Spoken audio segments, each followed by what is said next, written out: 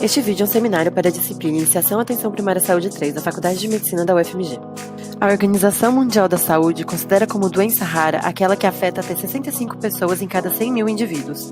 Essas doenças são caracterizadas por uma ampla diversidade de sinais e de sintomas, os quais variam de doença para doença e também de pessoa para pessoa acometida.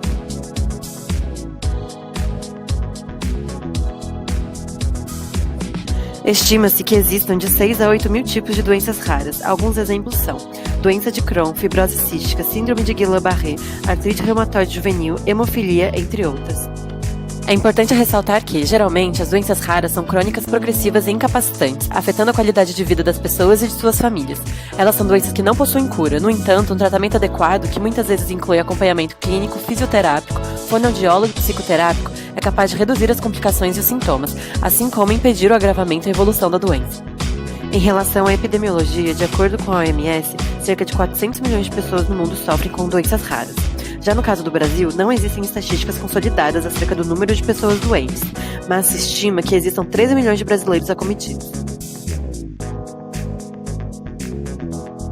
Essa estimativa, contudo, é limitada pela pouca existência de dados, os quais podem ser comprometidos por alguns fatores, como subnotificação por profissionais de saúde, falta de critérios diagnósticos precisos para muitas doenças raras, falta de um diagnóstico etiológico acurado, dificuldade no resgate de informações sobre doenças raras nos sistemas de informações brasileiros, dentre outros.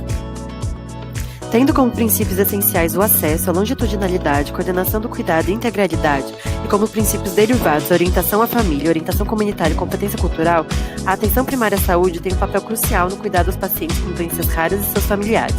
As necessidades de saúde desse grupo são determinadas ou agravadas de acordo com o seu contexto social e econômico, o que reforça a importância das práticas de cuidado à saúde que levam em conta condições de vida muitas vezes complexas e questões subjetivas envolvidas. Além disso, a presença de uma doença rara pode agravar situações de pobreza e exclusão social das famílias. Dessa maneira, as práticas terapêuticas devem consolidar toda essa complexidade para alcançar um sucesso prático, uma vez que a vulnerabilidade é uma realidade para muitas famílias. Na APS, as pessoas com doenças raras e seus familiares podem obter acesso a uma assistência multidisciplinar, contando com assistência social, psicológica, fisioterápica, nutricional, odontológica e médica, bem como com encaminhamento à atenção especializada. Como grande parte das doenças raras não possuem tratamento específico, a atenção primária tem papel central. Em relação às políticas públicas implementadas no Brasil, gostaríamos de citar duas portarias, sendo a primeira a GMMS 822 de 2001, que estabeleceu o Programa Nacional de Triagem Neonatal, popularmente conhecido como teste do pezinho. Ele faz a triagem de 6 doenças genéticas ou congênitas, as quais, quando identificadas precocemente, podem ser tratadas e acompanhadas pelo serviço de referência, e assim garantir a qualidade de vida da pessoa.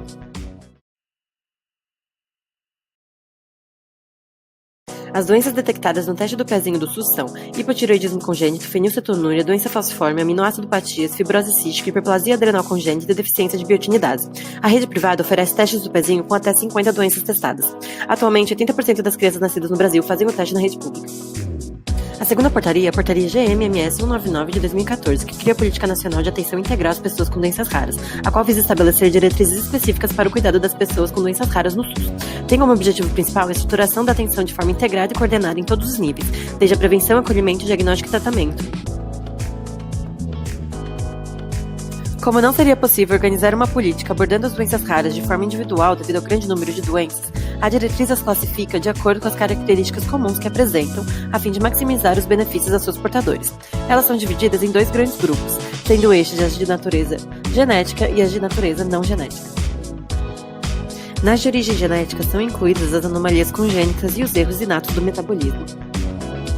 Nas de origem não genética, incluem-se as de naturezas infecciosas, inflamatórias e autoimunes. A diretriz procura estabelecer um fluxo mais estruturado para o atendimento, pois muitas vezes o paciente com doença rara sofre uma penosa peregrinação de consultórios médicos até que seu diagnóstico seja estabelecido ou mesmo até a definição de um tratamento adequado. Além disso, a portaria propõe a criação de serviços de atenção especializada e serviços de referência em doenças raras, como componentes complementares da rede de atenção à saúde. Atualmente no Brasil existem 17 centros de referência de doenças raras, especialmente concentrados na região centro-sul do país. Além disso, a portaria também reforça a necessidade da educação continuada das equipes, principalmente na atenção básica, com o objetivo de garantir a melhoria em pontos como qualidade no diagnóstico, cuidado e prevenção, através da orientação aos pacientes de forma que essa rede funcione de maneira mais adequada possível. Além das políticas públicas, existem muitos movimentos associativos no mundo e no Brasil, que têm como objetivo trazer mais visibilidade aos raros, tornando-os um grupo homogêneo que luta por reconhecimentos e direitos. Alguns exemplos desses movimentos são a criação do Dia Mundial das Doenças Raras, no dia 28 de fevereiro e no dia 29 de fevereiro em anos bissextos, dos movimentos como #SomosTodosRaros e o Juntos Somos Mais. Além disso, existem inúmeras associações de pacientes e familiares relacionados a doenças específicas. No Brasil, podemos citar algumas delas, como a ABRELA, Associação Brasileira de Esclerose Lateral Amiotrófica, a ABH, Associação Brasileira Huntington, e a APMPSDR, Associação Paulista dos Familiares e Amigos dos Portadores de Mucopolissacaridose e Doenças Raras. Tudo, mesmo com a criação dessas políticas, a rede de atenção e o fluxo de atendimento ainda possuem uma série de deficiências e o paciente com doença rara ainda enfrenta muitas dificuldades no seu diagnóstico e tratamento. Infelizmente, ainda é muito comum a ocorrência de diagnóstico errado ou tardio, o que resulta em muitos casos no rápido avanço da doença, devido à falta de tratamento ou pelo uso de medicamentos inadequados, o que pode agravar o estado geral de saúde e deixar sequelas irreparáveis. Há também a problemática da centralização dos centros de referência nas capitais das regiões sul e sudeste do país, o que coloca por vezes a necessidade do deslocamento da família inteira para outros estados, significando muitas vezes o abandono do emprego e reorganização da vida em outras cidades.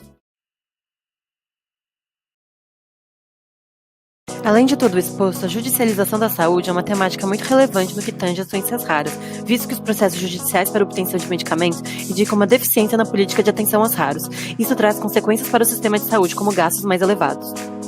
Conforme levantamentos realizados pela Interpharma, um medicamento incorporado ao SUS tem uma diferença extremamente significativa em comparação às terapias judicializadas, as quais chegam a ser 300% mais caras, pois são compras em caráter de urgência.